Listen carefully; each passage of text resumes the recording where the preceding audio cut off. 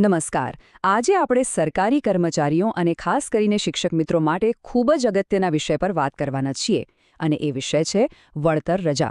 આ રજા શું છે, કોને મળી શકે, ક્યારે મળે અને એના નિયમો શું છે, એ બધી જ બાબતોને આપણે એકદમ સરળ ભાષામાં સમજીશું.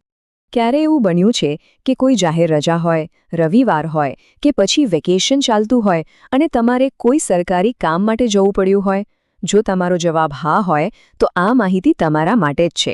ચાલો આજે આપણે જાણીએ કે આ વધારાના કામના બદલામાં આપણને કયા હક મળે છે. તો સૌથી પહેલો અને સીધો સવાલ એ થાય કે આ વળતર રજા એટલે શું અને કયા કયા કર્મચારીઓને આ રજા લેવાનો અધિકાર છે? ચાલો આની જ વિગતોથી શરૂઆત કરીએ. એકદમ સરળ શબ્દોમાં કહીએ તો માની લો કે કોઈ જાહેર રજાના દિવસે તમને ઓફિશિયલી કોઈ કામ માટે બોલાવવામાં આવે તો એ દિવસે તમારી જે રજા જતી રહી એના વળતર તરીકે સરકાર તમને એક બીજી રજા આપે છે. બસ આને જ વળતર રજા કહેવાય છે. સારું, તો વ્યાખ્યા તો સમજાઈ ગઈ, પણ હવે સવાલ એ છે કે આ રજા કોને કોને મળી શકે? કયા કર્મચારીઓ આનો દાવો કરી શકે છે? જેમ કે જે શિક્ષક મિત્રો BLO તરીકે રવિવારે કે રજાના દિવસે કામ કરે છે, અથવા તો વેકેશન દરમિયાન કોઈ સરકારી તાલીમમાં જાય છે, કે પછી રજાના દિવસે પરીક્ષામાં સુપરવાઇઝર તરીકેની ડ્યુટી કરે છે, આ બધા જ કર્મચારીઓ વળતર રજા મેળવવા માટે હકદાર છે. ઓકે, તો હવે આપણને એ ખબર પડી ગઈ કે આ રજા કોને મળે, પણ એના પછીનો સવાલ એ આવે કે આ રજા મળે કેવી રીતે? મતલબ કે કેટલા કલાક કામ કરીએ તો કેટલી રજા મળે? એના પણ નિયમો છે. અહીંયા ગણતરી બહુ સિમ્પલ છે.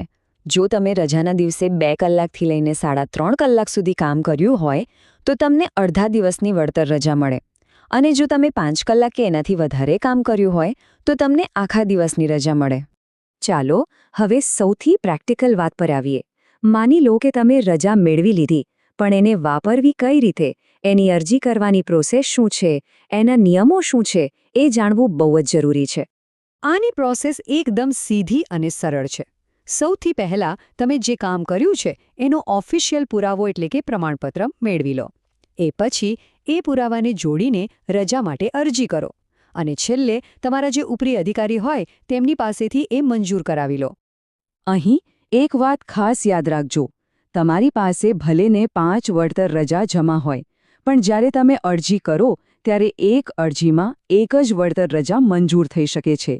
તમે એકસાથે 2 કે 3 વળતર રજાઓ ભોગવી શકતા નથી. અને હા, આ રજાનો સૌથી મોટો ફાયદો એ છે કે તમે એને તમારી CL એટલે કે પરચુરણ રજા સાથે અથવા તો બીજી કોઈ જાહેર રજા સાથે આગળ કે પાછળ જોડી શકો છો.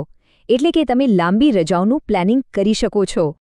હવે થોડા બીજા અગત્યના મુદ્દાઓ પર આવીએ, જેમ કે આ રજા ક્યાં સુધી માન્ય ગણાય, શું એ કાયમ માટે જમા રહે છે, અને એને મંજૂર કરાવવા માટે કેવા કેવા પુરાવાની જરૂર પડે છે. આ બધી માહિતી ખૂબ જ કામની છે. એટલે જો હજી સુધી માશા એજ્યુવર્લ્ડને સબસ્ક્રાઇબ ન કર્યું હોય તો કરી લેજો. ઘણા લોકોના મનમાં આ સવાલ હોય છે કે જો આ વર્ષે મળેલી વળતર રજા ન વપરાય તો શું એ આવતા વર્ષે જમા થશે? તો આનો જવાબ છે ના, બિલકુલ નહીં. વળતર રજા જે કેલેન્ડર વર્ષમાં એટલે કે જાન્યુઆરીથી ડિસેમ્બરમાં મળી હોય એને એ જ વર્ષમાં વાપરી લેવી પડે. જો તમે એનો ઉપયોગ ન કરો તો 31 ડિસેમ્બરે એ આપોઆપ રદ થઈ જાય છે. એ આવતા વર્ષે કેરી ફોરવર્ડ થતી નથી. તો પછી પુરાવામાં શું આપવાનું? રજાની અરજી સાથે કયા ડોક્યુમેન્ટ્સ જોડવા જરૂરી છે?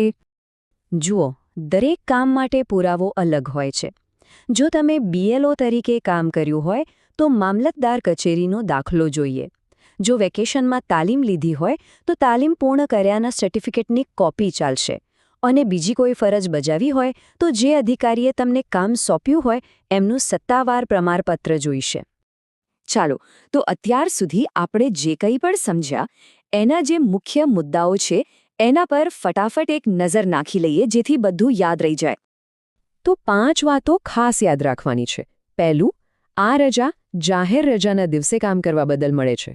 બીજું, કામના કલાકો પરથી નક્કી થાય કે અડધો દિવસ મળશે કે આખો દિવસ. ત્રીજું, એને CL કે બીજી રજાઓ સાથે જોડી શકાય છે. ચોથું, એ વર્ષના અંતે લેપ્સ કહી જાય છે. અને પાંચમું, એના માટે લેખિત પુરાવો હોવો ફરજિયાત છે. તો હવે જ્યારે આપણે વળતર રજાના બધા નિયમો જાણી લીધા છે ત્યારે એકવાર વિચારજો કે શું તમે તમારા આ હકનો યોગ્ય અને સમયસર ઉપયોગ કરો છો? જાગૃત રહો અને પોતાના અધિકારનો પૂરો લાભ લો. આવી જ ઉપયોગી માહિતી સાથે ફરી મળીશું. આભાર.